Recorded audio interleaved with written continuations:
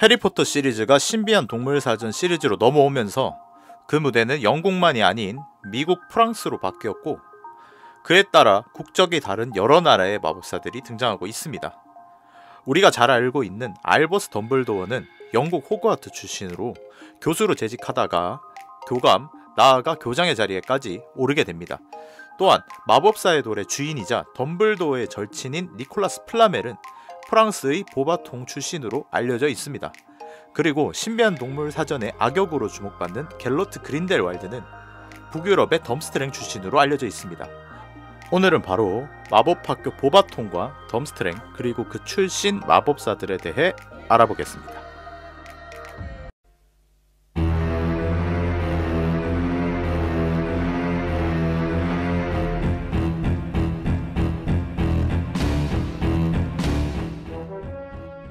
먼저 알아볼 곳은 프랑스의 마법학교 보바통입니다.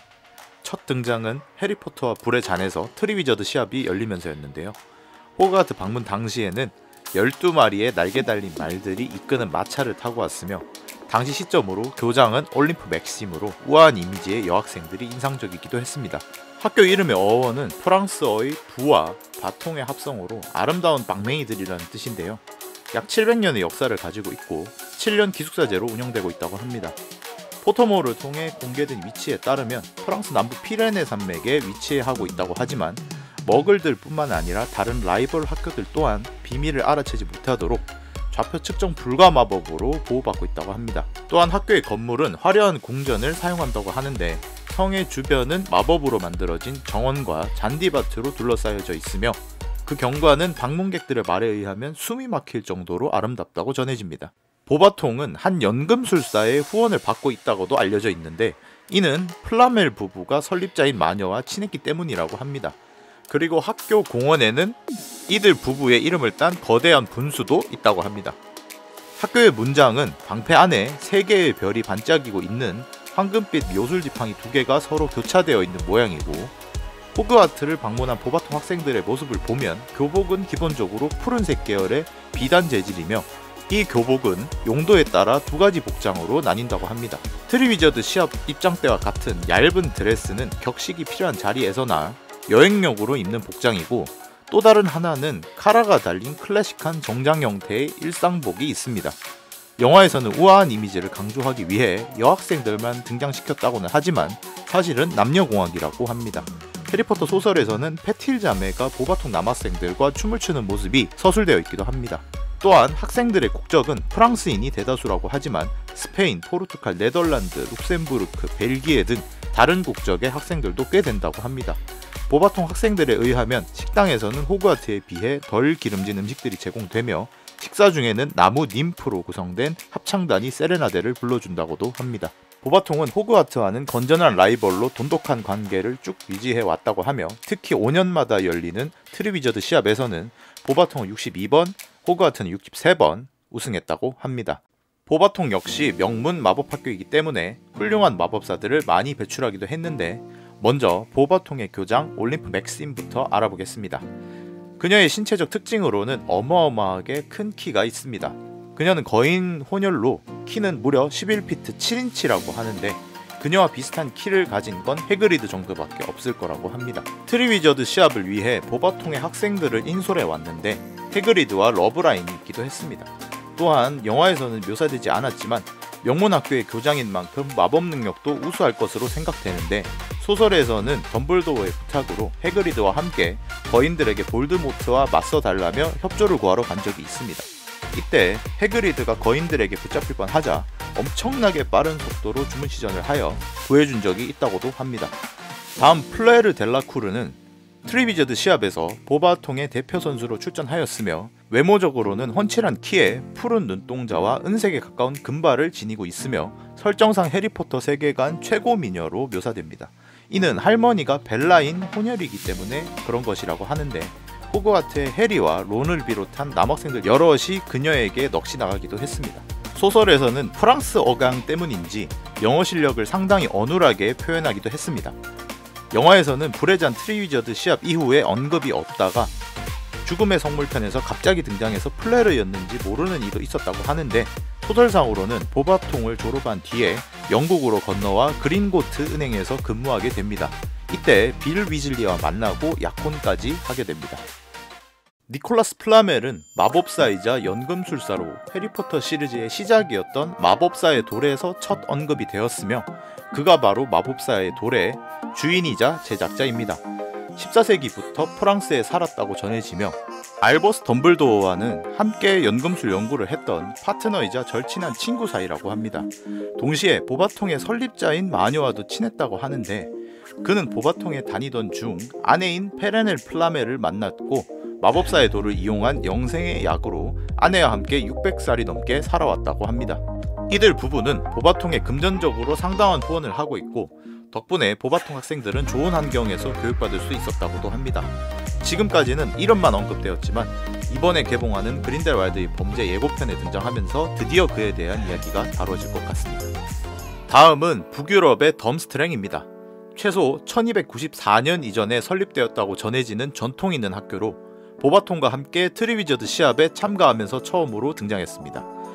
이름의 유래는 독일어로 질풍노도를 뜻하는 슈투르문트 드랑에서 따온 것이라고 하며 네리다 불차노바라는 불가리아 출신 마녀에 의해 설립되었습니다.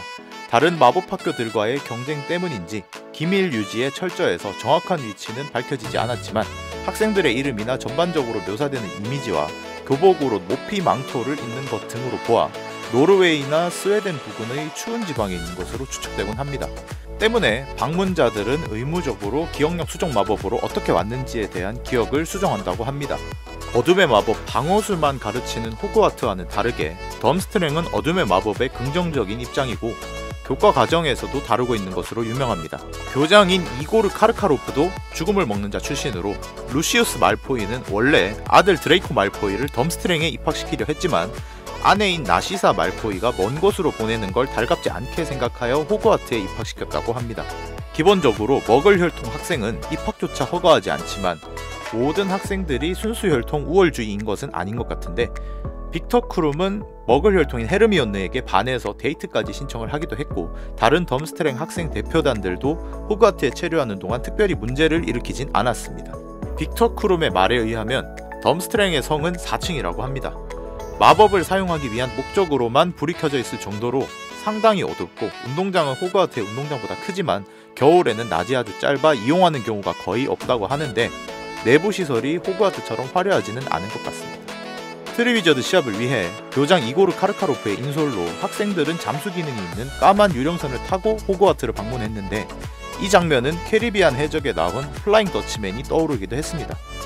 덤스트랭의 교복은 기본적으로 모피로 된 겉옷과 모자를 걸치고 붉은색 계열의 옷을 입지만 그린델왈드의 학생 시절 사진을 보면 터틀넥 같은 옷에 카라와 단추가 있는 코트를 걸치고 있습니다. 100년 동안 교복이 조금 바뀌었을 수도 있겠죠? 영화에서는 터프한 이미지를 강조하기 위해 팍팍머리 남학생들만 출연시킨 것 같은데 이곳도 사실 남녀공학이라고 합니다. 다만 원작에서는 남학생 언급이 조금이라도 나왔던 보바통과는 다르게 여학생들의 언급이 하나도 없습니다. 덤스트랭은 마법협회에 등록된 11개의 마법학교 중 가장 평판이 어두운 학교였습니다. 물론 훌륭한 마법사들도 있었지만 어둠의 마법사들을 다수 배출하기도 했기 때문인데 덤스트랭의 암흑기라고 불렸던 시기는 교수였던 하팡문터가 설립자이자 위대한 마녀였던 네리다 불차노바의 의문의 죽음에 이어 바로 교장에 오르면서였습니다. 그는 교장에 오르자마자 결투와 무술 및 다양한 형태의 전투 마법을 교육 과정에 넣었고 이는 지금까지도 덤스트랭의 중요한 특징 중 하나가 되었습니다. 두 번째 암흑기라고 불렸던 때는 영화에도 등장했던 이고르 카르카로프가 교장으로 있을 때였는데 그는 죽음을 먹는 자이기도 했지만 매우 이기적이고 부도덕한 인물로 묘사되었으며 학생들에게도 공포와 위협적인 문화를 장려하여 많은 부모들은 그가 교장에 있는 동안 아이들을 덤스트랭에 보내지 않기도 하였다고 합니다. 하지만 이러한 암울한 분위기를 반전시키고 있는 사람이 퀴디치 월드컵의 영웅 빅터 크롬으로 트리위저드 시합에서 덤스트랭의 대표로 출전하였으며 불가리아 퀴디치 팀의 수색꾼이기도 합니다. 작중에는 약간 구부정한 등에 말랐으며 메보리코를 가진 것으로 묘사되어 해리포터 또한 세계 최고의 퀴디치 선수답지 않게 다소 볼품없다라고 느낄 정도였지만 영화에서는 상당히 남성미 넘치는 모습으로 등장했습니다. 헤르미온느에게 푹 빠져 졸졸 쫓아다니기도 했고 크리스마스 파티에서는 파트너였기도 했는데 이로 인해 열혈 팬이었던 론의 질투심을 사기도 했습니다. 소설에서는 제노필리우스 러브굿이 차고 있는 죽음의 성물 목걸이를 보고 화를 내기도 했는데 이는 빅터의 할아버지가 그린델왈드의 피해자였기 때문이라고 합니다. 덤스트랭의 명성에 누구보다 가장 심각한 손상을 입혔던 것은 바로 이 인물인데 20세기의 가장 위험한 마법사라고 불렸던 갤러트 그린델왈드입니다. 그는 머글에 대한 마법사의 우위를 주장하며 영국을 제외한 유럽 각국에서 테러 활동을 벌인 것으로 악명을 떨쳤는데 덤스트랭에는 1894년에 입학하여 상당한 재능을 보여줬지만 어둠의 마법을 지향하는 덤스트랭에서도 허용하지 못할 정도로 어둠의 마법에 심취해 있었습니다. 또한 동기들에게 마법 실험을 하기도 했기 때문에 덤스트랭은 더 이상 이를 용납할 수 없어 그를 퇴학시키게 됩니다. 그는 이때 죽음의 성물 문양을 학교 벽에 새기기도 했는데 이는 아직도 남아있고 누군가는 그것이 마법으로 보호받고 있어 지워지지 않는 것이라고도 합니다. 신비한 동물사전 시리즈를 통해 그에 대한 이야기가 더 밝혀질 것으로 기대되고 있기도 합니다. 오늘은 이렇게 2개의 마법학교를 알아봤는데요. 지금까지 해리포터 세계관의 11개 마법학교 중 설정이 공개된 곳은 호그와트, 보바통, 덤스트랭, 일버르모니 4곳밖에 없습니다. 아직 반도 안 밝혀졌다는 거죠. 다음에는 또 재밌는 영상으로 찾아뵙도록 하겠습니다.